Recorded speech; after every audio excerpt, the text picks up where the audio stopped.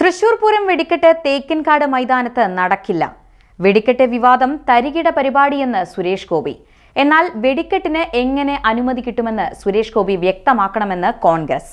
ഇത്തവണയും തൃശൂർ പൂരം വിവാദങ്ങളുടെ പൂരമാകുമെന്ന ആശങ്കയിൽ പൂരപ്രേമികൾ.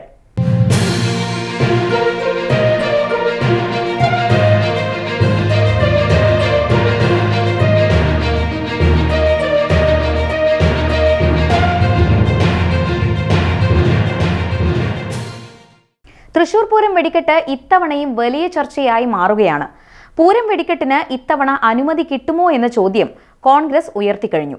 പൂരം വെടിക്കെട്ട് ഗംഭീരമായി ജനങ്ങൾ നടത്തുമെന്ന് പറഞ്ഞൊഴിയാതെ വെടിക്കെട്ടിന് എങ്ങനെ അനുമതി ലഭിക്കുമെന്ന് കേന്ദ്ര സഹമന്ത്രി സുരേഷ് ഗോപി വ്യക്തമാക്കണമെന്ന് തൃശൂർ DCC പ്രസിഡന്റ് ജോസഫ് ടാജറ്റ് ആവശ്യപ്പെട്ടു.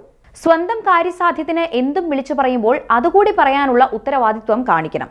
വ്യക്തിപരമായ നേട്ടത്തിനുള്ള അടുത്ത നാടകമാണോ ഇതെന്ന് അറിയേണ്ടതുണ്ടെന്നും ജോസഫ് ടാജറ്റ് പറഞ്ഞു.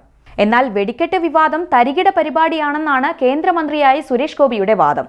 ഇത്തവണ പൂരം ഗംഭീരമായി നടത്തുമെന്നും കേന്ദ്ര നിയമം മാറ്റുന്നത് രാജ്യത്തെ വെടിക്കെട്ട് അപകടങ്ങളുടെ പശ്ചാത്തലത്തിലാണെന്നും സുരേഷ് ഗോപി പറഞ്ഞു. ദേവസ്വം ഭാരവാഹികളായ രാജേഷിനെയും ഗിരീഷിനെയും കേന്ദ്രമന്ത്രിമാരുടെ മുൻപിൽ എത്തിച്ച് 2 മണിക്കൂർ സമയം ചർച്ച നടത്തി. കാര്യങ്ങളെല്ലാം അവരെ പറഞ്ഞ് മനസ്സിലാക്കിയിട്ടുണ്ട്. സർക്കാരിന് നിയമപരമായി കാര്യങ്ങൾ ചെയ്യാനുണ്ടെന്നും സുരേഷ് ഗോപി പറഞ്ഞു. വേലയ്ക്ക് വെടിക്കെട്ടിന് അനുമതി ലഭിക്കാൻ താൻ കൂടെ നിന്നു. ചില രാഷ്ട്രീയ സൗകര്യങ്ങൾക്ക് വേണ്ടി അവർ അത് മറച്ചുവെക്കുകയാണെന്നുമാണ് സുരേഷ് ഗോപി ആരോപിക്കുന്നത്. വെടിക്കെട്ട് സംബന്ധിച്ച പെസോ നിയമം ഭേദഗതി ചെയ്തത് കഴിഞ്ഞ ഒക്ടോബറിലാണ്. ഫയർ ലൈനിലേക്ക് മാഗസീനിൽ നിന്ന് 200 മീറ്റർ അകലം തുടങ്ങിയ നിർദ്ദേശങ്ങൾ പ്രായോഗികമല്ല.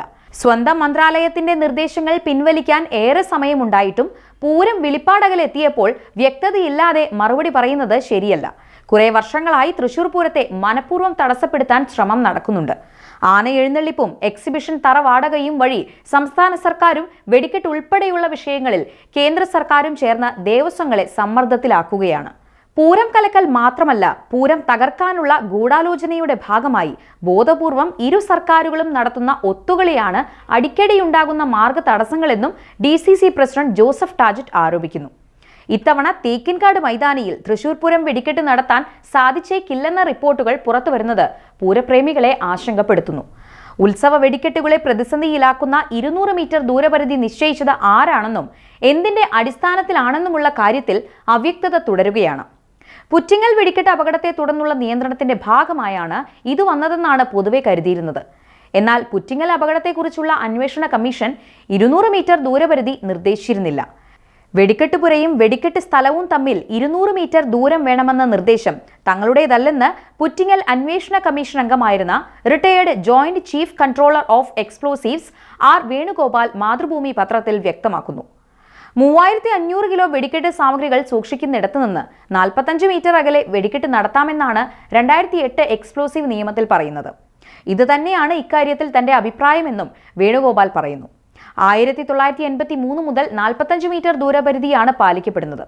റിസ്ക് അസസ്മെന്റ് പഠനം ഉൾപ്പെടെ എല്ലാം പൂർത്തിയാക്കിയാണ് ഈ ദൂരപരിധി നിശ്ചയിച്ചത്.